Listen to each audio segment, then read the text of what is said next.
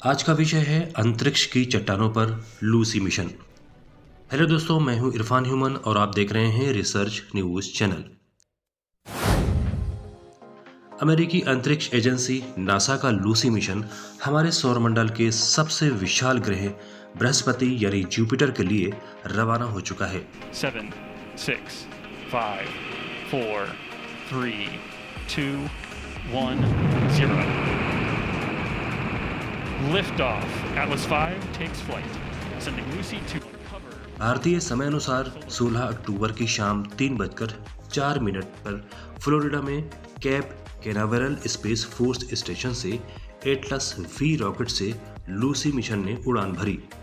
यह mission Trojan asteroid के लिए, जो आगे पीछे गैस से घिरे बृहस्पति ग्रह की कक्षा में उसे एक झुंड में चल रहे एस्टेरॉयड के 2 समूहों का अध्ययन करेगा।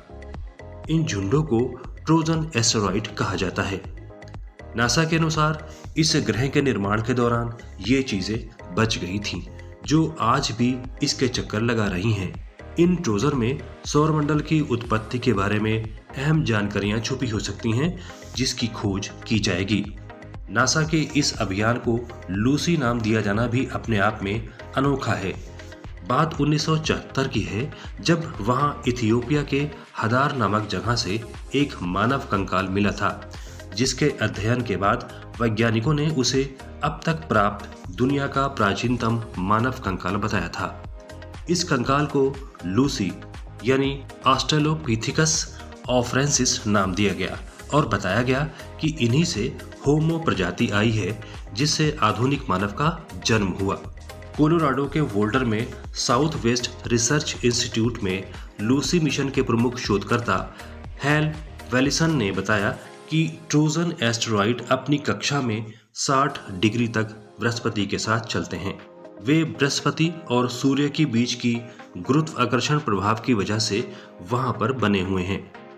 सौरमंडल के इतिहास में जो चीजें जहां थीं, वहीं आज भी लगभग बनी हुई हैं।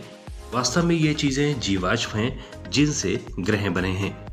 वैज्ञानिकों के अनुसार अगर ट्रोजन उन्हीं चीजों में से बना है जिनसे बृहस्पति ग्रह के चंद्रमा बने हैं, तो इससे ये पता चलेगा कि उनका निर्माण सूर्य से उतनी ही दूरी पर हुआ जितनी दूरी पर यह विशालकाय ग्रह बना है।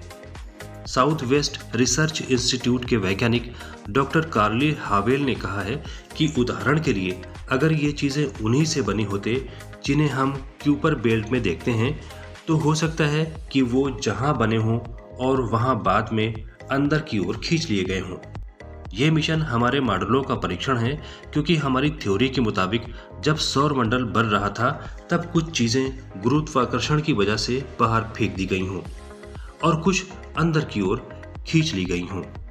जो भी हो, वैज्ञानिकों के पास जो थ्योरी है उसके मुताबिक जब सौरमंडल बन रहा था, तब बहुत अधिक मात्रा में धूल और गैस के कण खिंचाव के कारण एक साथ आए। इससे सूर्य, विभिन्न ग्रह, उपग्रह और अन्य छोटे बड़े पिंडों का निर्माण हुआ। इस प्रक्रिया में कुछ मलबा या एस्टेरॉयड रह गए थे। ये एस्टेरॉयड गुरुत्वाकर्षण शक्ति की वजह से या तो सूर्य में समा गए या कुछ सौरमंडल के बाहरी हिस्सों में इकट्ठा हो गए, जिन्हें कुइपर बेल्ट के रूप में जाना जाता है। इनमें से कुछ एस्टेरॉयड समय समय पर सूर्य का चक्कर लगाते हुए धरती के करीब अपनी उपस्थिति दर्ज कराते रहते हैं। फिलहाल इस अंतरिक्ष यान के ट्रोजन के करीब साल 2027-28 तक पहुंचने की उम्मीद है। भविष्य में ये मिशन अंतरिक्ष के कई रहस्यों से पर्दा उठा सकता है।